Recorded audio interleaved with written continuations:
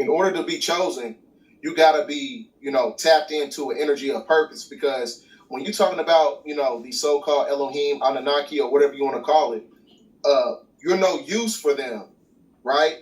That, you know what I'm saying? Because a lot of people think that, these extraterrestrial beings, they're like emotional beings. No. What can you do for them? Are they able to utilize you in a great awakening period, right? What do you have to bring to the table? Do you have some type of truth to bring to the table? You know what I'm saying? Do you have some type of healing to bring to the table? It's one of those things. Are you able to galvanize people to where they can unify in a form of harmonic convergence? That's what it's all about. It has nothing about, you know what I'm saying, oh, I feel like I like this person, or that person's connected to that bloodline. Just because you got melanin and carbon doesn't mean that you're going to make it at the next level. It doesn't mean that you're going to make it in the Great Awakening period. It's not what it's about. You know what I'm saying? A lot of people think they safe just because they got carbon and melanin. Everybody got melanin. Everybody got carbon. But like I said, what type of melanin do you got? Just because you a so-called black person does not mean that you chosen. That is the biggest fallacy of the propagation of spirituality. Because spirituality is about having the mental and the spiritual fortitude to not be tricked. That's what makes you chosen. There is a diametrical difference between the mythologies when you're talking about the Antichrist. To be an Antichrist means to be an anti-yourself.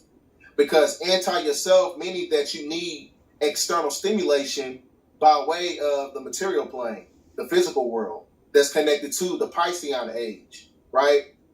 But the personification of the Christ is the Christ consciousness that's connected to the Aquarian age, because the Aquarian age is all about knowing.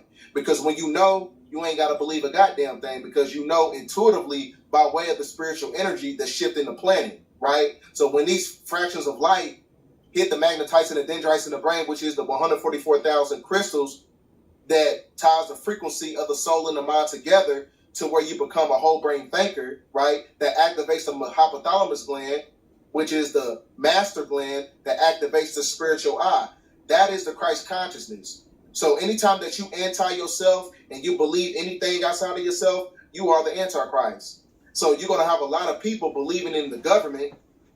You know what I'm saying?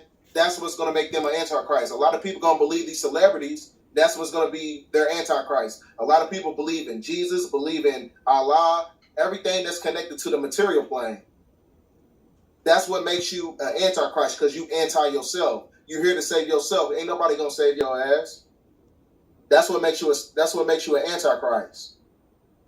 Yeah, everything is compromised. Because like I told you, when you understand the inception point of their system, you go to Revelation 17:17, El's holy angel, the evil reptilian gave power to the beast, right? So the beast is the Canaanite. The evil reptilian is the black nobility.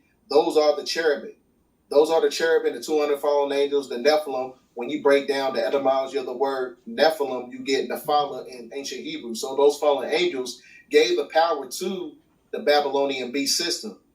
And the Babylonian beast system is comprised of controlling economics, politics, education, the food industry, movie industry, rap industry. They control everything. So everything that's, connected to the system is being controlled by the archonic forces behind the scenes who control the Canaanite. That is your black nobility. That is the black hand, right? That is the black hand who controls everything through the 5 Ps, which is the penal system, politics, philosophy,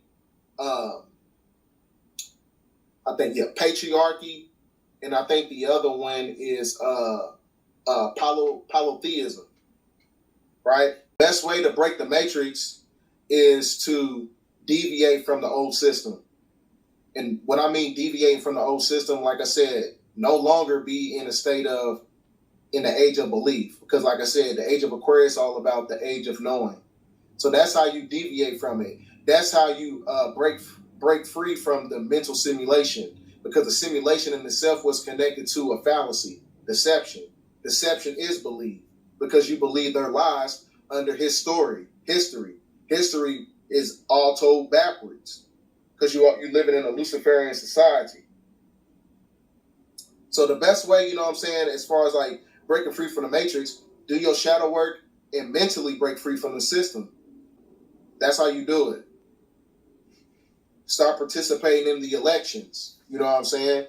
Because that's why, you know, as far as like the Democratic Party, they propagate, you know, the voting ideologies of black people because it's based on a form of warfare, because it connects you right back to the 14th Amendment, which is a fraudulent contract because it was never ratified. So what happens is when you connect yourself to the 14th Amendment by way of the Democratic Party, what happens is when you participate in fraud, you can't claim injury to the system. So that's why a European, he can shoot you down in the street and get away with it, right?